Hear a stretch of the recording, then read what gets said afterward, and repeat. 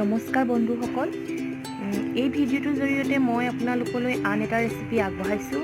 আচলতে এই ৰেচিপিটো মই আজি ৰন্ধা নাছিলোঁ। ইয়াৰ আগত মই এটা ভিডিঅ' দিছিলোঁ সান্দহগুড়িৰ সৈতে পচলাৰ আঞ্জা। সেই একেদিনাই মই ৰান্ধিছিলোঁ, কিন্তু মই আপোনালোকলৈ আগবঢ়োৱা নাছিলোঁ। আৰু এই ভিডিঅ'টোৰ জৰিয়তে মই আপোনালোকলৈ আগবঢ়াইছোঁ। আহকচোন চাওঁ। এইখিনি হৈছে শুকুতা মানে মৰাপাতৰ শুকান পাতৰ গুড়ি। যেতিয়া মৰাপাতৰ গছজোপা বুঢ়া হয় তেতিয়া পাতবিলাক ৰ'দত শুকুৱাই এনেকৈ গুড়ি কৰি ৰখা হয়। আৰু শুকুতাৰ সাধাৰণতে আমাৰ অসমীয়া মানুহে খাৰ খায়, আৰু শুকুতা খাবলৈ তিতা হয়। শুকুতাৰ খাৰ সাধাৰণতে খুদ চাউল নহ'লে পিঠাগুড়িৰ খৰচি, নতুবা সেইটো যদি নাথাকে তেতিয়া কেইটামান চাউল আপুনি তিয়াই থ'লে আৰু চাউলকেইটা আপুনি আধা খুন্দা কৰি ল'লে, সম্পূৰ্ণ খুন্দি নেপেলাব, তেনেকৈও আপুনি শুকুতাৰ লগত ৰান্ধিব পাৰে। মই এইখিনি পিঠাগুড়িৰ খৰচি ব্যৱহাৰ কৰিছোঁ। অৰ্থাৎ পিঠাগুড়ি খুন্দোতে শেষত যিখিনি থাকি গ'ল সেইখিনিকে কোৱা হয় খৰচি। এইখিনি হৈছে শুকুতা, পিঁয়াজ, আৰু এইখিনি হৈছে কলখাৰ, কলগছৰ মধুনাৰ খাৰ।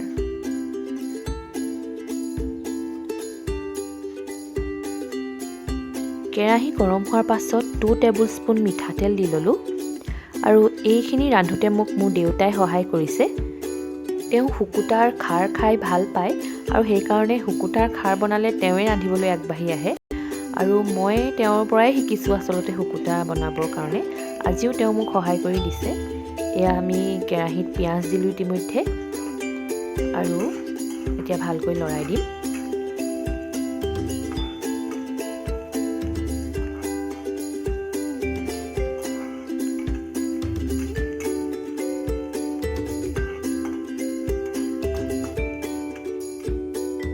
কম পৰিমাণে হালধি দিলোঁ, কিন্তু দেখাবলৈ থাকি গ'ল।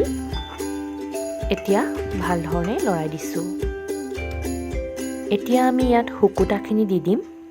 শুকুতাৰ পৰিমাণটো আৰু অলপ বেছি হোৱা হ'লে ভাল আছিল, কিন্তু আমাৰ ঘৰত ইমানেই শুকুতা আছিল, সেইকাৰণে আমি পিঠাগুড়িৰ খৰচিকে অকণমান বেছিকৈ ব্যৱহাৰ কৰিছোঁ। এতিয়া ভাল ধৰণে এনেকৈ ভাজি থাকিম।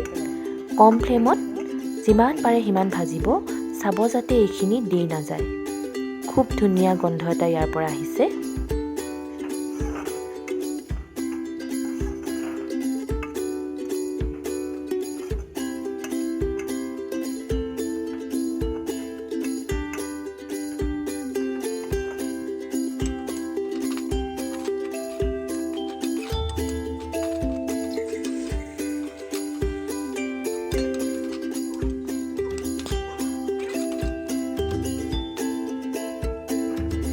এনেকৈ ভাজি থকাৰ পাছত আমি এতিয়া ইয়াত পানী ঢালি দিম।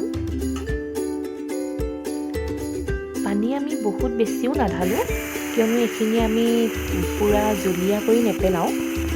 আপুনি ইচ্ছা কৰিলে জুলীয়া কৰিও খাব পাৰে, তেতিয়া অকণমান সৰহকৈ পানী ঢালিব।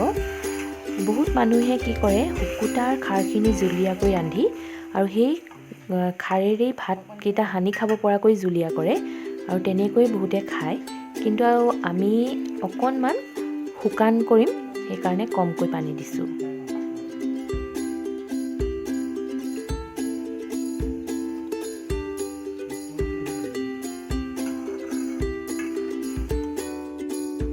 এতিয়া এইখিনি উতলিবলৈ আৰম্ভ কৰিছে। এতিয়া আমি ইয়াত খৰচিখিনি দি দিম।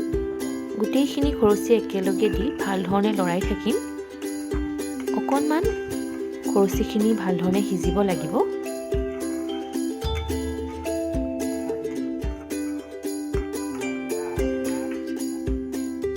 এতিয়া আমি ইয়াত কলখাৰখিনি দি দিম।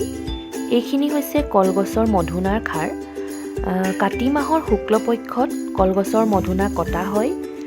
মধুনাখিনি টুকুৰা টুকুৰকৈ কাটি ৰ'দত শুকুওৱা হয়। সেইখিনি পুৰি যিখিনি ছাই থাকি যায় সেইখিনি সংৰক্ষণ কৰি ৰখা হয়, আৰু সেই ছাইখিনি পানীত তিয়াই চেকি লৈ যিখিনি পানী থাকি যায় সেইখিনিকে আমি খাৰ হিচাপে ব্যৱহাৰ কৰোঁ। আৰু ইয়াত এতিয়া মই প্ৰয়োজন অনুসৰি আৰু অলপ পানী দি দিছোঁ। এতিয়া ইয়াত আমি নিমখ দিম। নিমখখিনি শেষত দিছোঁ যাতে সকলো বস্তু দিয়াৰ পাছত আমি জোখমতে নিমখখিনি দিব পাৰোঁ। আৰু এতিয়া ইয়াক আমি ভাল ধৰণে লৰাই দিম।